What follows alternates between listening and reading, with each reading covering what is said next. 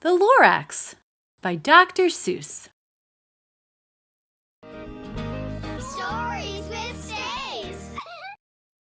At the far end of town, where the grickle grass grows, and the wind smells slow and sour when it blows, and no birds ever sing, excepting old crows, in the street of the lifted Lorax. And deep in the grickle grass, some people say, if you look deep enough, you can still see today where the Lorax once stood, just as long as it could, before somebody lifted the Lorax away. What was the Lorax, and why was it there? And why was it lifted and taken somewhere, from the far end of town where the grickle grass grows? The old Onceler still lives here. Ask him, he knows. You won't see the Onceler. Don't knock at his door. He stays in his lurkim on top of his store. He lurks in his lurkim, cold under the roof, where he makes his own clothes out of muffered moof. And on special dank midnights in August, he peeks out of the shutters, and sometimes he speaks and tells how the Lorax was lifted away. He'll tell you, perhaps, if you're willing to pay. On the end of a rope, he lets down a tin pail, and you have to toss in 15 cents and a nail, and the shell of a great-great-great-grandfather's snail. Then he pulls up the pail, makes a most careful count, to see if you've paid him the proper amount. Then he hides what you paid him away in his snub, his secret strange hole, in his grovulous glove. Then he grunts, "I will call you by whisper my phone, for the secrets I tell you are for your ears alone." Slep! Down sleps the whisper-ma-phone to your ear, and the old Onceler's whispers are not very clear, since they have to come down through a snurgly hose, and he sounds if he had smaller spees up his nose. "Now I'll tell you," he says, with his teeth sounding gray, "how the Lorax got lifted and taken away. It all started way back, such a long, long time back. Way back in the days when the grass was still green, and the pond was still wet, and the clouds were still clean, and the song of the swami swans rang out in space. One morning I came to this glorious place, and I first saw the trees, the truffula trees, the bright-colored tufts of the truffula trees, mile after mile in the fresh morning breeze. And under the trees I saw brown barbaloots, frisking about in their barbaloot suits, as they played in the shade and ate truffula fruits. From the ripulous pond came the comfortable sound of the humming fish humming while splashing around. But those trees, those truffula trees. All my life I'd been searching for trees such as these. The touch of their tufts was much softer than silk, and they had the sweet smell of fresh buttery milk. I felt a great leaping of joy in my heart. I knew just what I'd do. I unloaded my cart. In no time at all I had built a small shop. Then I chopped down a truffula tree with one chop. And with great skillful skill and with great speedy speed, I took the soft tuft and I knit it a thneed. The instant I'd finished, I heard a gazump. I looked. I saw something pop out of the stump of the tree I chopped down. It was sort of a man. Describe him? That's hard. I don't know if I can. He was shortish and oldish and brownish and mossy, and he spoke with a voice that was sharpish and bossy.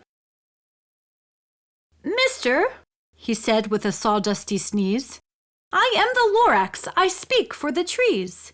I speak for the trees have no tongues, and I'm asking you, sir, at the top of my lungs." He was very upset as he shouted and puffed. "What's that thing you've made out of my truffula tuft?" "Look, Lorax," I said, There's no cause for alarm. I chopped just one tree. I am doing no harm. I'm being quite useful. This thing is a thneed. A thneed's a fine something that all people need. It's a shirt, it's a sock, it's a glove, it's a hat. But it has other uses. Yes, far beyond that. You can use it for carpets, for pillows, for sheets, or curtains or covers for bicycle seats. The Lorax said, "Sir, you are crazy with greed. There is no one on earth who would buy that fool thneed." But the very next minute I proved he was wrong, for just at that minute a chap came along, and he thought that the thneed I had knitted was great. He happily bought it for $3.98. I laughed at the Lorax. "You poor stupid guy! You never can tell what some people will buy." "I repeat," cried the Lorax, "I speak for the trees." "I'm busy," I told him. "Shut up, if you please." I rushed across the room and in no time at all built a radiophone, put in a quick call. I called on my brothers and uncles and aunts, and I said, "Listen here, here's a wonderful chance for the whole Onceler family to get mighty rich. Get over here fast, take the road to North Nitch, turn left at Weehawken, sharp right at South Stitch." And in no time at all in the factory I built, the whole Onceler family was working full tilt. We were all knitting thneeds, just as busy as bees, to the sound of the chopping of truffula trees. Then, oh baby oh, how my business did grow. Now chopping one tree at a time was too slow, so I quickly invented my super axe hacker, which whacked off 4 truffula trees at one smacker. We were making thneeds 4 times as fast as before, and that Lorax, he didn't show up anymore.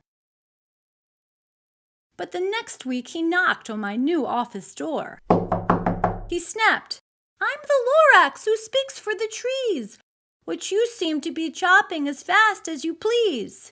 But I'm also in charge of the brown barbaloots who played in the shade in their barbaloot suits and happily lived eating truffula fruits.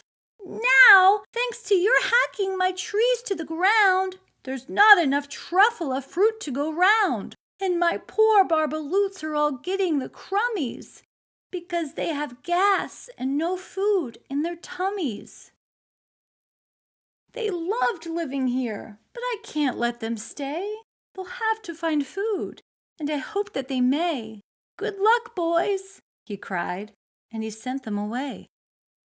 I, the Onceler, felt sad as I watched them all go, but business is business, and business must grow, regardless of crummies and tummies, you know. I meant no harm, I most truly did not, but I had to grow bigger, so bigger I got. I biggered my factory, I biggered my roads, I biggered my wagons, I biggered the loads of the thneeds I shipped out. I was shipping them forth to the south, to the east, to the west, to the north. I went right on biggering, selling more thneeds, and I biggered my money, which everyone needs. Then again he came back. I was fixing some pipes when that old nuisance Lorax came back with more gripes. "I am the Lorax," he coughed and he whiffed. He sneezed and he snuffled, he snargled, he sniffed. "Onceler!" he cried with a crufulous croak. "Onceler, you're making such smogulous smoke. My poor swami swans, why, they can't sing a note. No one can sing who has smog in his throat." "And so," said the Lorax, "please pardon my cough. They cannot live here, so I'm sending them off. Where will they go? I don't hopefully know. They may have to fly for a month or a year to escape from the smog you've smogged up around here." "What's more," snapped the Lorax, his dander was up, "let me say a few words about Gluppity Glup. Your machinery chugs on day and night without stop, making Gluppity Glup, also Schloppity Schlop. And what do you do with this leftover goo? I'll show you, you dirty old Onceler man, you." you're glumping the pond where the humming fish hummed.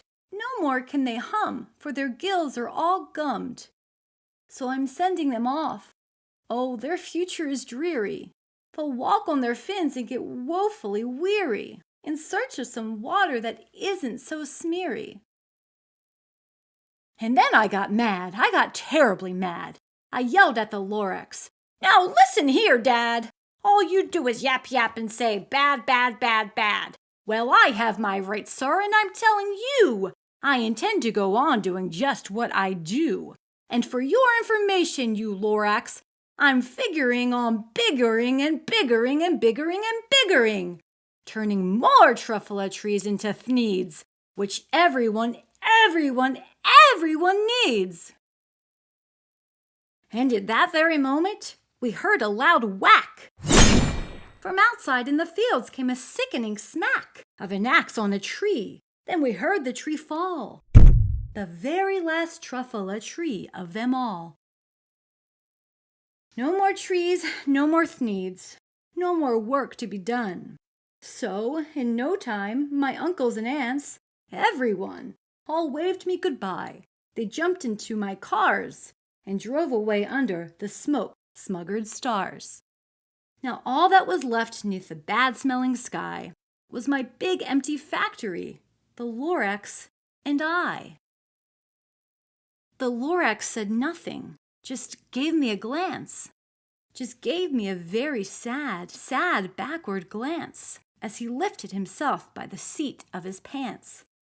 And I'll never forget the grim look on his face when he hoisted himself and took leave of this place through a hole in the smog without leaving a trace.